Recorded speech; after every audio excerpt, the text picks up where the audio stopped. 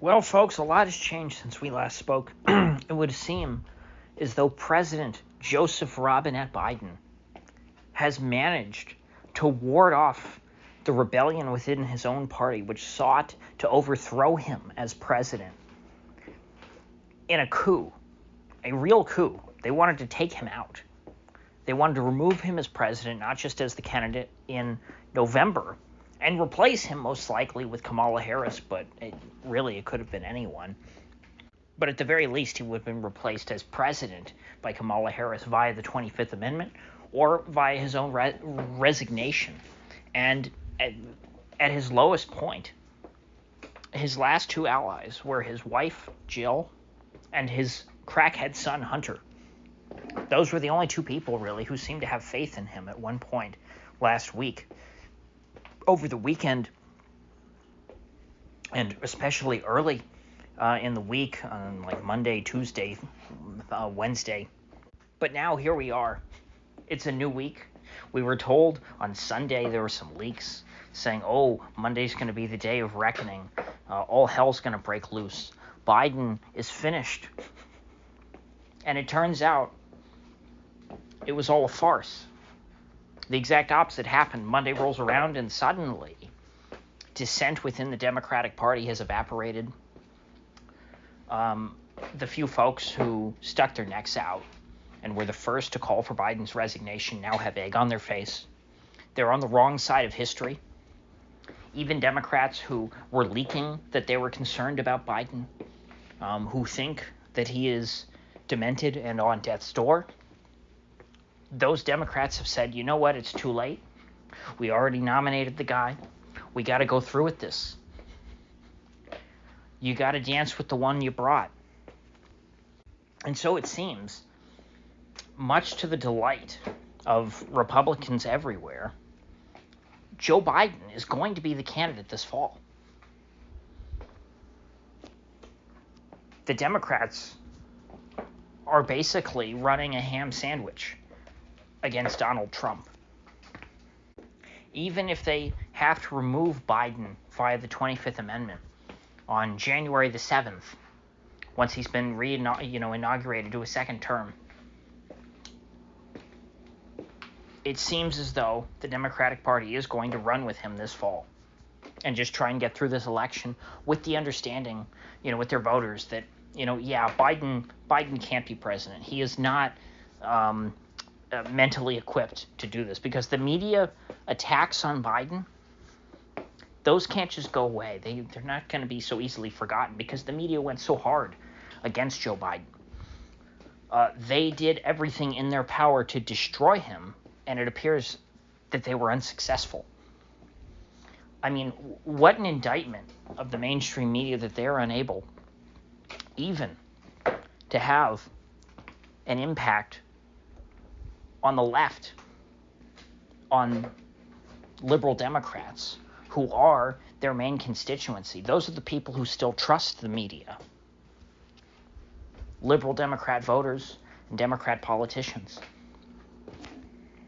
And so you would think if CNN declares Biden's presidency to be over, it would be just that. But in fact, no. The Democratic Party has come back with a vengeance. And they've rejected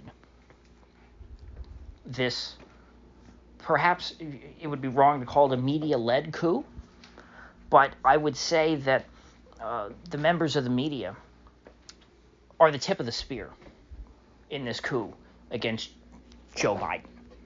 Yes, there were major Democratic Party interests which sought to take him out, who were behind the media figures such as Jake Tapper. But it is the members of the media who were on the front lines battling it out. It was Jake Tapper, after all, who played a direct hand in exposing Biden in that fateful debate. Axios, the political insiders publication, an online news source that almost exclusively reports on Washington, although they do have bureaus in other cities.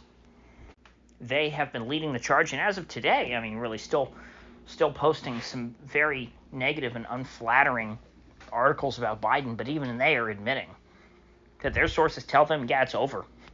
Biden's not going anywhere. He was defiant. He refused to give up. And it seems now he's won. And so it'll be very interesting to see what becomes of Biden. Were all of these leaked internal polls that we've been hearing about, which were, of course, meant to try and pressure Biden out of the race, was there any truth to them? Is he actually losing to Trump by double digits in all these swing states? I guess we'll have to see. Obviously, things will tighten before we get the final results in November. But will it really be this Republican landslide that so many Democrats fear? Or are the American people perfectly willing to re-elect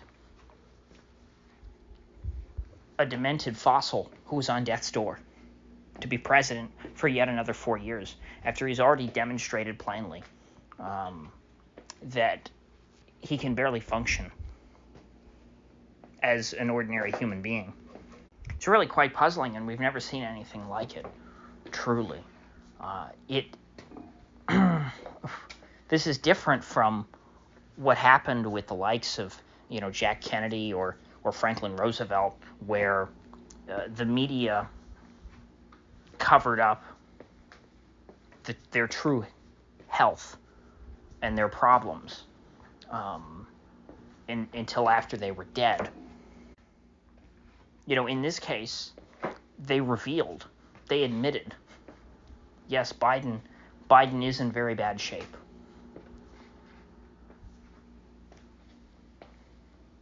And yet, he is still president.